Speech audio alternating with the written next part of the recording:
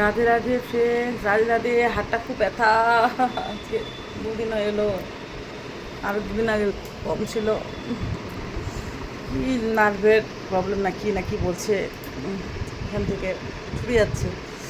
তা হাসছি, হাসতেও পারছি না, বেশি হাসলেও ব্যথা লাগছে। ব্যথা করছে এখানে এখানে। এখন আমি খাচ্ছি কি রে, আপেল আর বেদানা। ভালো খেতেই আমি, এর আগে ছিল কাঁচা কাঁচা, ওটা ভালো ছিল না। স্নান হয়ে গেছে সকালেই। আমাদের ফ্ল্যাটের এই নিচে দাদাটার কাছে গেলাম, ওর ওষুধের দোকানে, হিমালয় ওষুধের দোকানটা এখানে করে তো, তারা ভালো একটা ওষুধ দিল।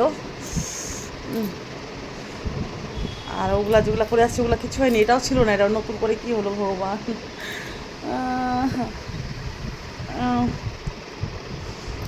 আমার বড় কেঁদে গেছে, সারা রাত ঘুমাতে পারিনি, ব্যথা ব্যথা ব্যথা, খুব ব্যথা দিয়ে ফোলা ফোলা করছে একটা। এখানে দাবাচ্ছে, এইখানে তো আরাম পাচ্ছি, রিল্যাক্স পাচ্ছি।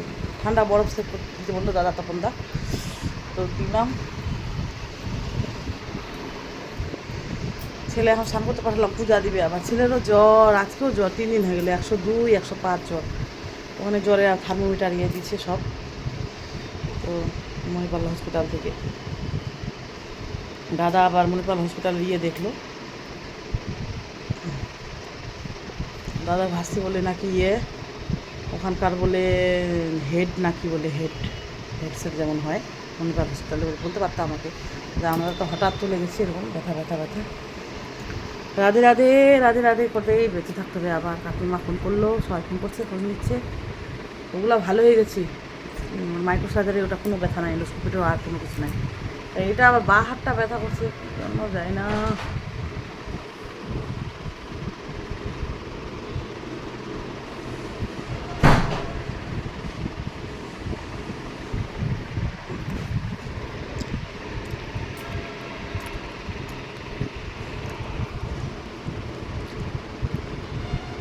মর্নিং ওয়াক করছিল আবার সেবা,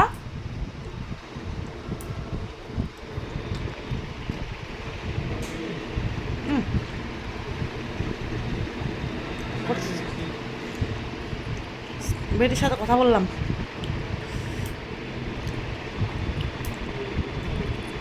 আসবে বলে দুধ চা পাতা আনতে বললাম।